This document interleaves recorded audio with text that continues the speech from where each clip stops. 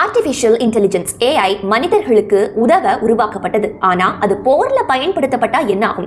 சில ரிப்போர்ட்ஸ் படி ஈரான் மீது நடந்த தாக்குதல்ல AI பயன்படுத்தப்பட்டிருக்கலாம் அப்படின்னு கூறப்படுது.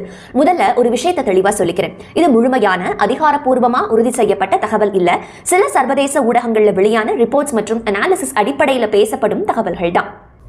ஈரான் மீது நடந்த தாக்குதல்ல ஆர்டிஃபிஷியல் இன்டெலிஜென்ஸ் பயன்படுத்தப்பட்டதா? சில ரிப்போர்ட்ஸ் படி அமெரிக்க ராணுவம் கிளாட் போன்ற ஆர்டிஃபிஷியல் இன்டெலிஜென்ஸ் டூலை பயன்படுத்தி இருக்கலாம்னு கூறப்படுது. இங்க இன்னொரு முக்கியமான விஷயத்தை நம்ம புரிஞ்சுக்கணும். AI ஆயுதங்களை இயக்கல, இறுதி முடிவை எடுத்தது அதிகாரிகள் தான், மனுஷன் தான். AI செஞ்சது என்னன்னா போருக்கான தகவல்களை வேகமா அனலைஸ் செய்ய உதவியது.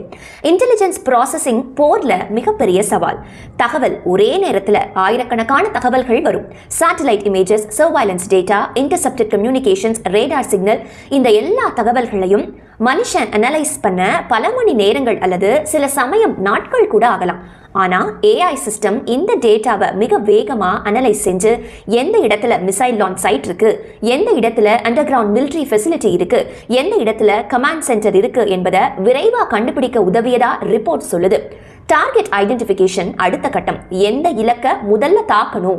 AI சிஸ்டம்ஸ் பேட்டில் ஃபீல்டை மேப் செஞ்சு முக்கியமான மிலிட்டரி டார்கெட்ஸை, அதிக ஆபத்து ஏற்படுத்தும் லொகேஷன்ஸை, பாதுகாப்பு அமைப்புகள் இவற்றை அனலைஸ் செஞ்சு பிரியாரிட்டி டார்கெட்ஸை சஜஸ்ட் செய்ய உதவியதா அனலிஸ்ட் சொல்றாங்க. அதாவது AI போர்க்களத்தை மனுஷனை விட வேகமா புரிஞ்சு கொள்ள உதவுது அப்படின்னு சொல்லுது. கில் செயின் போர்ல ஒரு முக்கியமான மிலிட்டரி டேர்ம் இருக்கு. அதாவது detect target, analyse information, approve strike, launch attack. பழைய காலத்துல இந்த என்டையர் ப்ராசஸ் சில மணி நேரம் இல்ல சில நாட்கள் கூட ஆச்சு. ஏன்னா மனுஷன் தான் அத்தனை தகவல்களையும் அனலைஸ் பண்ணணும். ஆனா AI சிஸ்டம் வந்த பிறகு இந்த என்டையர் ப்ராசஸ் மினிட்ஸ்ல நடக்கலாம்னு எக்ஸ்பர்ட்ஸ் பாயிண்ட் அவுட் பண்றாங்க. இதனால தான் சில அனலிஸ்ட் இந்த கான்ஃப்ளிக்ட்டை AI ஆக்சிலரேட்டட் வார்ஃபேர்னு அழைக்க ஆரம்பிச்சிருக்காங்க. AI டூல்ஸ் இன்னொரு முக்கியமான விஷயத்துக்கும் பயன்படுத்தப்படலாம். வார் சிமுலேஷன்ஸ்.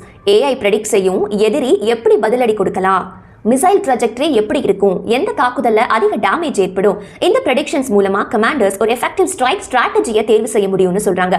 ஒரு பெரிய எத்திக்கல் குவெஸ்சன் இங்க வருது. AI உருவாக்கப்பட்டதே மெடிசன், எஜுகேஷன், ரிசர்ச், இனோவேஷன் போன்ற துறைகளுக்காக தான். ஆனா இப்போ ஒரு பயம் உருவாகுது. AI மனித வாழ்க்கையை கட்டமைக்க பயன்படுத்தப்பட வேண்டியது. ஆனா அது அழிவுக்காக பயன்படுத்தப்படுதா? உலகம் இன்னைக்கு ஒரு புதிய கட்டத்துல நிக்குது. நாளைய போர்கள் வெறும் இராணுவத்தால மட்டுமில்ல, அல்காரிதம்ஸ் மற்றும் ஆர்டிஃபிஷியல் இன்டெலிஜென்ஸ் மூலம் திட்டமிடும் காலம் வருதா?